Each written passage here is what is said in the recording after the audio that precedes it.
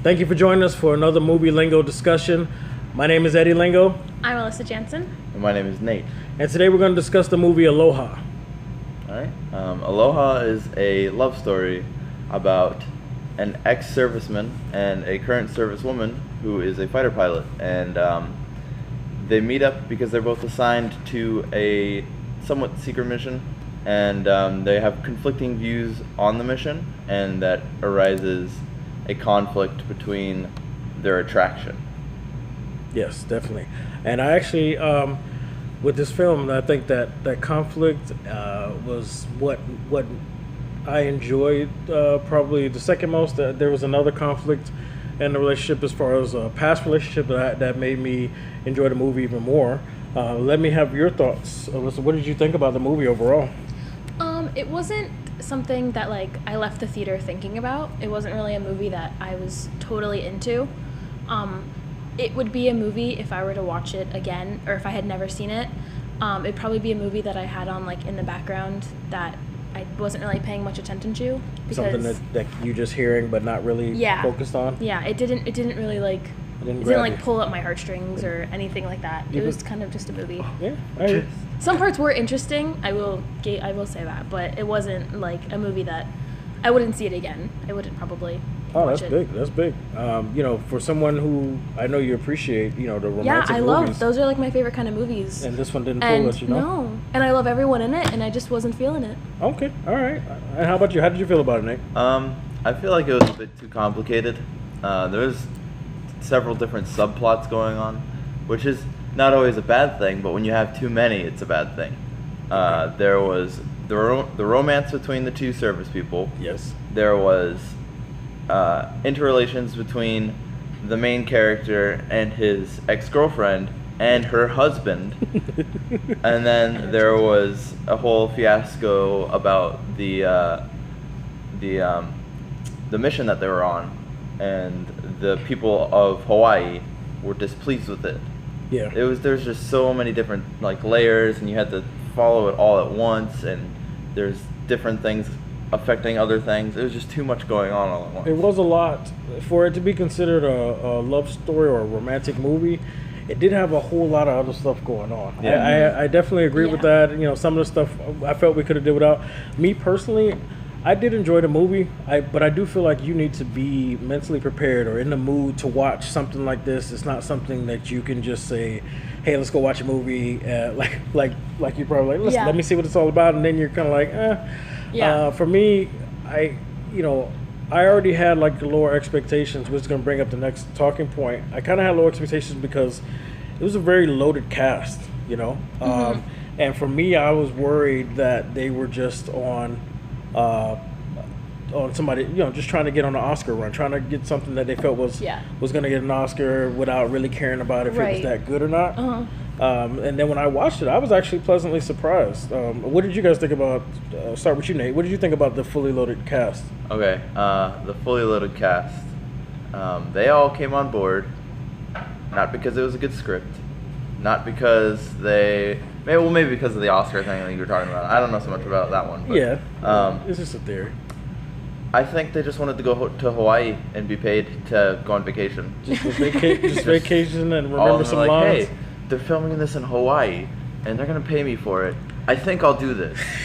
I got nothing going on. Might as well. I mean, that's not a bad theory. I mean, me personally, that would be my reason for jumping on the film. But these guys, they got it made. You really believe that though? I mean, they can go to Hawaai without. They can go to Hawaii anytime they want, but that'd be on their dollar. It's always better on the company's dollar. That's true. That's how they stay rich. They let other people spend the money. Yep. What did you think about the loaded cast? Well, because usually when a movie has that many people in it and they're all big actors on their own, it makes it.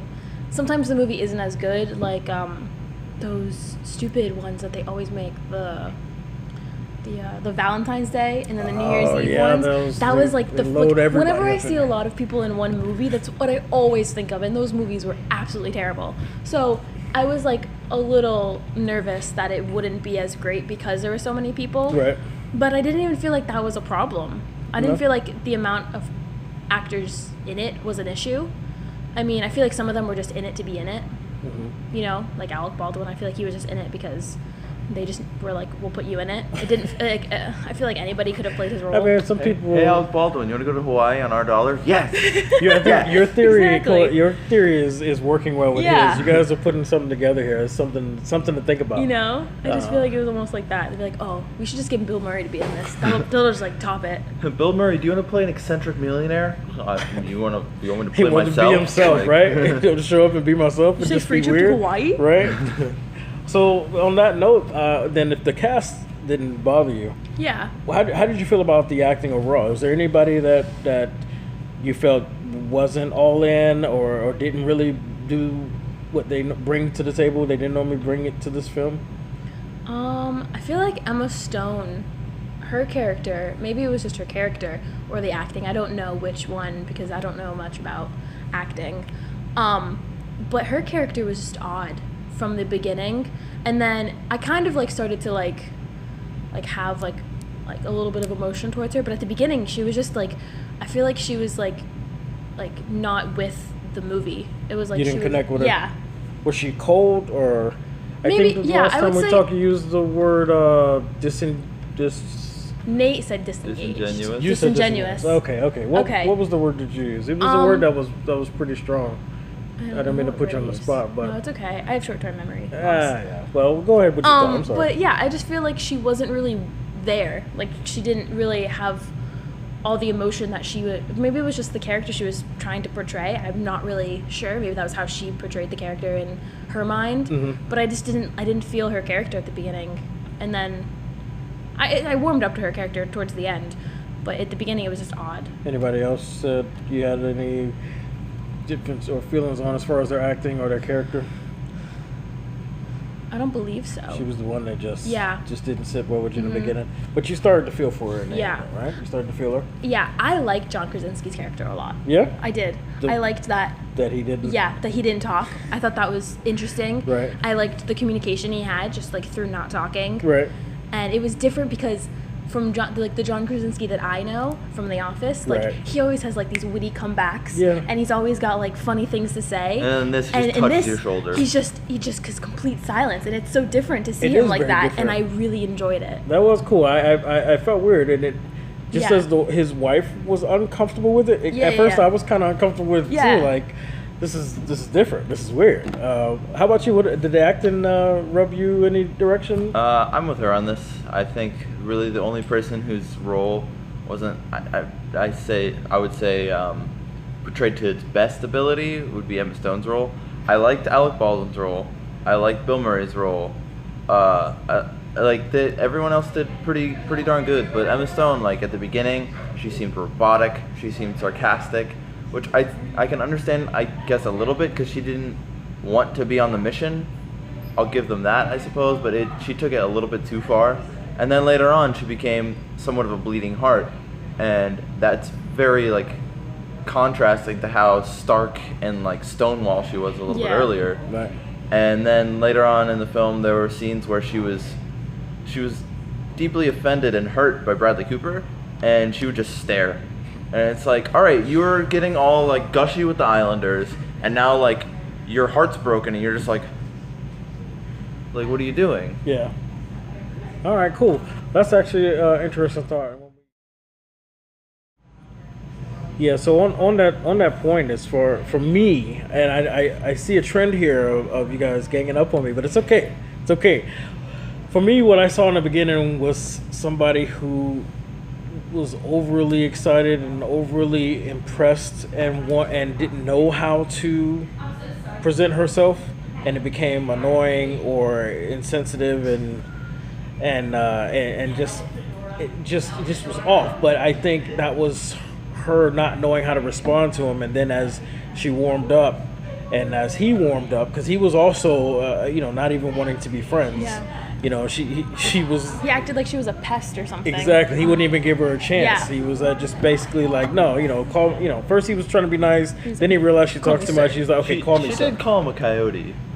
I mean, she was gifted. She was gifted. She has some skills, and I feel like that's what that was in the beginning, and then it ended up. She ended up warming up. They warmed up to each other, where they can kind of be more of themselves. Like he calmed her, and she kind of warmed him up because he was super cold and she was super, and I think they kind of met in the middle. That's, but I'm like a hopeless romantic, so I was probably already shaping that in my head from the beginning. But speaking of the romantic, let's talk about the layered love story, okay? Yeah. We know that Bradley Cooper and Emma Stone, they have a little attraction for each other, even though they're distant in the beginning. But Bradley Cooper's ex-girlfriend, who was it played by? Rachel McAdams. Yes. Ex-girlfriend, who obviously still has something for him. Yeah. Who've been waiting all these years to say these things to him about their breakup. Kind of like needing that closure. And she's already moved on. She's got the family. She's got the husband. But she feels like, she's not sure. Yeah, she didn't get to say what she wants to say, and when he's around, she's different. She's decided. You could tell there's something still there. Me personally, even though it seems unfair, and she's already in a relationship that could still work. I like that dynamic. I like that layer because it was a part of the movie where I didn't know which way I wanted to fall. Yeah. So how did you feel about that? I wanted him to end up with Emma Stone, and I made I decided that he was going to end up with Emma Stone, like, from the beginning of the movie, from even the trailers. I was like, he's going to end up with Emma Stone. But then towards the middle of the movie, I was like, I don't know, maybe he's going to go with Rachel McAdams. Like, it made me question it. And, I'm glad he didn't. I like him better with Emma Stone's character than with Rachel McAdams' character. But, yeah, I just feel like he should have been with Emma Stone. I don't know. I guess because there was, like, such a big gap and, like, she already had established her family, it was odd that to see them end up together. But with, like, the chemistry that they had, like, at the beginning of the movie when she saw him, when she was waiting for John Krasinski to get off the plane, and she, like, did, like, a double take, and she was like, what are you doing here? Right. And they suddenly they were all just, like, it was like they had never, like, left from being together. That you know moment what I mean? in the kitchen where she said, like, get what you want, when she was talking about the drink. Yeah. Where it's like, are you going to get what you want? And he's like, do you have what you want? And she kind of looked at him like... That was one of those moments that I was thinking, like, all right, who's he going to, like... Right? This is like a pseudo love triangle. And I'm like, they're in somebody else's kitchen about to have this moment. So then Jim walks in. He's just like... not talking. And you're not sure if it's going to... if the situation is going to escalate or what. It was just creepiness, this awkwardness. Yeah. Weird I thought he was going to conversation. punch him. Yeah. I thought they were going to start fighting for a second. I was like, oh no. It just seemed like it would fit in that moment. They're sitting there bonding like they're about to reconnect in his kitchen. Yeah. So what did you think, Nate, about the layered love story or the layered love situation? I agree with Alyssa. There were definitely parts where I was like, okay, is he going to get with Emma Stone or is he going to go back to his ex? I couldn't tell. I think that was a good addition to the movie. That, like, it adds like an air of mystery. You don't really know what the ending of this movie is going to be, because a lot of the times love stories I can be like, okay, this is how it's going to end. Like, the whole, like, point of the movie is what happens until that point. But well, this one, there was a good few, like, sections of maybe like 10, 15, 20 minutes where I was like, I don't know anymore. And then something would happen that would set it straight and be like, okay, yeah, that happened. But yeah, there was definitely a lot of tension between him and his ex, and also with him and Emma Stone. So I think that's what I liked about the movie the most, because I think in our last conversation you had mentioned that she realized that he was a different man after all these years. Yeah. And I was rooting for him to be a better man, and because it seemed like there was no love lost. Like, he was just not ready, and he was focused on this, and he didn't realize how important certain things were for her, and that's pretty much, they broke up without really vetting their feelings and giving it a real shot. Right. So I immediately started rooting for this reconnection. I mean, I expected him to hook up with Emma Stone, but I thought it was going to be one of those things like, you think this is where it's going, but this is where it's really at. And I was going to be pleased with it, even though a marriage was going to, and a home was going to be broken up, and it's unfortunate. But I just felt like in the long run, I know people are gonna hate me for it, but I felt like in the long run it was gonna be beneficial. So you already actually answered the next talking point when I was gonna ask who would you have rather them end up with, and you definitely wanted Emma Stone even because after the movie started. Yeah, I feel like like Rachel McAdams was with him when he was a different person, so she sees the change in him. But I liked that Emma Stone like connected with the person that he is now, I guess, because like I feel like Rachel McAdams was like when her character. I feel like she hoped that he had changed. Mm-hmm. You know what I mean? Right. After all this time. Sorry. But I feel like Emma Stone, like she connected with the person that he was now, and she kind of helped him become. Like he still evolved a little bit. Yeah, exactly. Like towards the end, like he changed his mind on everything with the whole secret mission and everything. Yeah, you just brought it. I liked that he ended up with Emma Stone. And how about you? I feel like they're a better fit. What about you? What did you care either way? My mind changed a couple times in the movie. For the most part, I wanted him to be with Emma Stone, mainly so I can live vicariously. But when Jim from The Office decided to up and leave, I thought it'd be great if he just swooped in and like took back his woman, because I thought he was gone for good. I didn't think he was coming back. I didn't think he was coming back either. And then she got a letter, and I was like, oh, okay, never mind. You just brought up the next talking point. That. Go ahead though. That's the next talking point. You just brought it up, but finish your thought. Basically, like the only part I guess really where I wanted him to get back with his wife was the scene where he's like, "Do you have what you want?" And she was like, "Oh shit." Like and also the scene after Jim left and he came with and the Santa.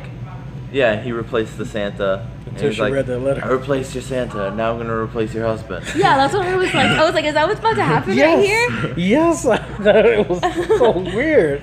I was thinking the same thing. So I mean, but let's talk about grand gestures. How about that letter? Okay.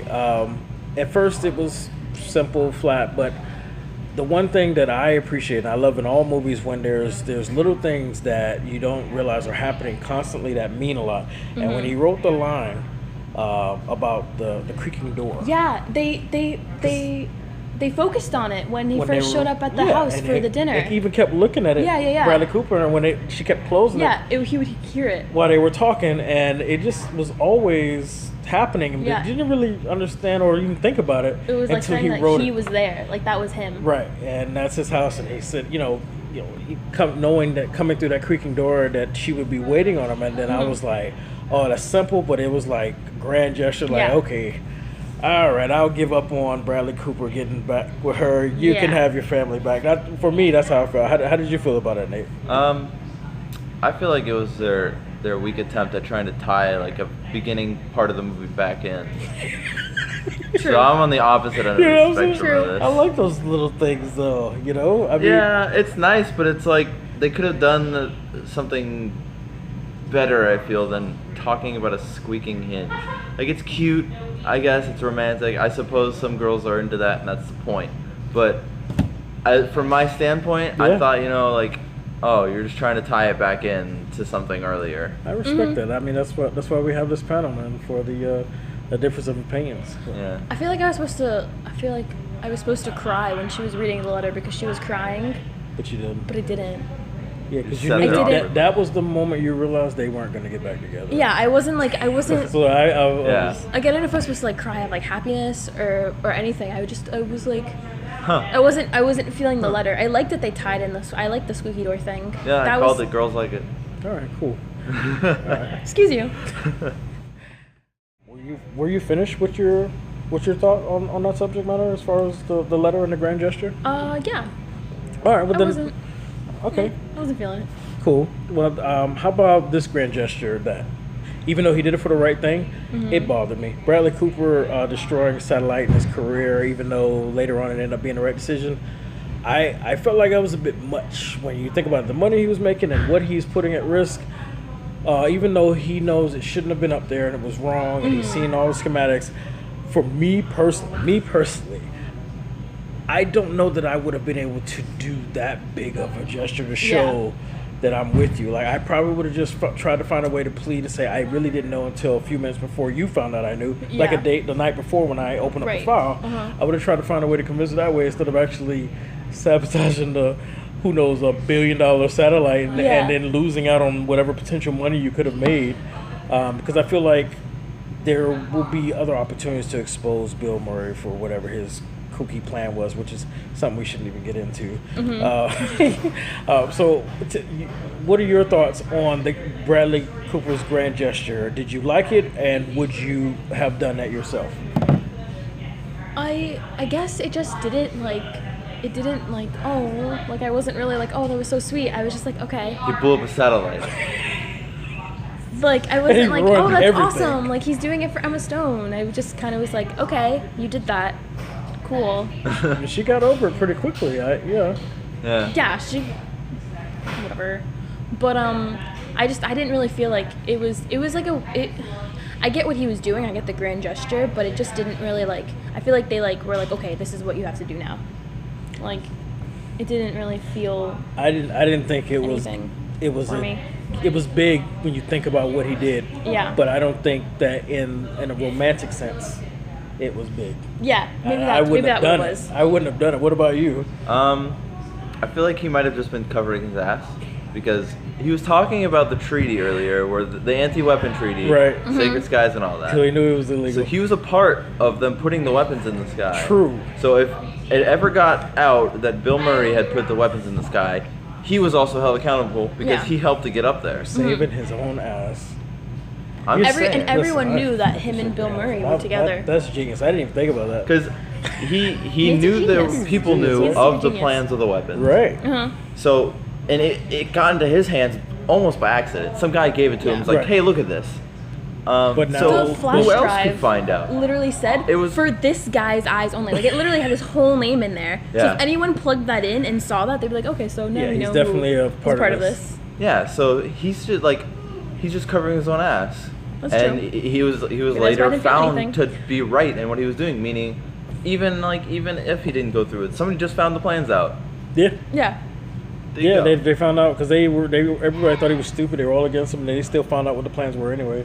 Yeah. So he would have. If they had found out the plans and he didn't blow it up, he would have been. He would have been held accountable. Yeah. Yeah. Look at that. See, that's why we have this panel here, so everybody can bring those new ideas. Because I didn't even think about that. So his grand gesture wasn't really a grand gesture. It was a selfish act. Yeah. That's awesome. That's awesome. All right, so the next talking point, which is this is a pretty big one. The ending with when Bradley Cooper approaches his daughter, which it did what it was supposed to do. It got me in the heart a little bit. The little emotion and stuff. But I would have rather there be a moment where it was openly said, or she figured it out that he was her father, because I felt like they were talking with the eyes, and I don't really see how she could just put two and two together, even though it kind of makes sense, but then it also just doesn't. Yeah. I mean, when she walked in on them in the kitchen after he brought the Santa, she kind of walked out like, this is weird. Like, and I felt like she was like, oh God, this is gonna be my new daddy. Yeah. Right. Yeah. And that's what I thought. At first, when she would like linger around, when she first met him at the dinner party, she would like linger. I thought maybe she was like questioning, like, are you here to like kick my dad out? Right. Like, you know what I mean? Like, is that why you're here? Like, I didn't think about the other thing that could have been, like, it could be her actual daughter, dad. right? That's not what I thought she was thinking. No, because definitely they like everybody could see how her mom was getting the fact that he was coming. So in the beginning, I also thought that she was like thinking, oh God, this guy's gonna swoop in and take over. Even the little brother, her son, when they were at work, when she was leaving work, and he was like, oh, who's so and so? You know what I mean? And she was like, oh, he's just an old friend, whatever. And like the brother was saying it, and then the daughter was like lingering. So I thought maybe they both thought like he was this long lost love that's just gonna swoop back in, right, and just take over. How did you feel about the dad-daughter ending? It made me uncomfortable. Yeah. From her point of view, she wasn't aware that he was her father. So it's just, I'm at dance rehearsal and it's dark out and my mom's ex-boyfriend's outside staring at me. Yeah. What should I like call the police? Like, he won't stop. He's like kind of smiling now. I'm a little bit afraid. Yeah. It's a little creepy. It was Yeah. weird. I just, like... And they don't, Yeah. like, the only people you see, like, doing the nonverbal communication is him and his ex's husband. Yeah. So it's established that that's a thing and that they can do it. Mm-hmm. But not that his preteen daughter understands it as well. Right. Like, that, like, it's supposed to be a guy thing. Like, that's what I thought it was. So it was a little weird towards the end. Like, we all knew that was what was happening. Yeah. But, like, for the characters, it was weird. Like, I Yeah. just didn't, it was, like, uncomfortable. Like, I didn't like it. It was just odd. yeah. And then she was totally okay with it. She was so happy. And I get that, like, maybe, like, she was, like, questioning it the whole time, if that was what she was thinking when she was lingering around. Then, like, you also have to remember, like, he's been gone for 13 years. She's probably about 13 years old. Yeah. So she might have had a question like that. Yeah. could have been. And it made, that's when it made sense. Putting the two and two Yeah. together. I mean, it was so for us. There were hints earlier, and I knew by the time that point in the movie came that was his daughter. Like in the argument they first had in the kitchen, she said, "I just need you to come on vacation. I have something important to tell you." Yeah, it was that moment. I was and like, I was like, okay. And then they had that moment where they both agreed on the sleeves of the dress simultaneously. I was like, okay, they're syncing them like they're just alike. And I think you even mentioned the comment that he was like, "Oh, she looks just like you," and she was like, "Thank God." Right, I so was like, I knew it. By then, I was thinking, okay, this is his daughter, but I still don't think that the events that played on were clear enough for them two to have that Exactly. that moment. But you know, I mean, that's just me. No, I agree. You agree? Yeah. Oh, we all agree on that one. Yeah, I'm not that was getting- an uncomfortable moment. It was. Yeah. It was actually. Yeah, because and you know, before I actually saw the movie, I saw that part. And I didn't know what the hell was happening. I just kind of got a little uncomfortable. Yeah. But, you know, hopefully, in the future, when people are writing stuff like this, they'll consider, you know, just because they know what's happening doesn't mean it plays out 100% on the screen. You know? Yeah. Yeah. That's one of those situations where you're too close to something to see from a good vantage I point. call it tunnel vision. People are writing; they're so focused on the end and the big wow that they're not seeing the inconsistencies leading up to that Step moment. back and take a look. Yeah, Yeah. definitely. You know, I do that myself as a writer sometimes, and I have to have somebody else read it, and they point out, I'm like, oh, you know what? Sorry, I got to explain that. You know, but not everybody is as humble. So the next question basically would be: would you recommend this movie to someone who is a fan of romantic movies? I'll start with you. I would, because people obviously have different opinions on movies, so I would want them to see it and see how they felt towards the characters and felt towards the plot and everything. So I would recommend it, but I wouldn't watch it again. I don't know.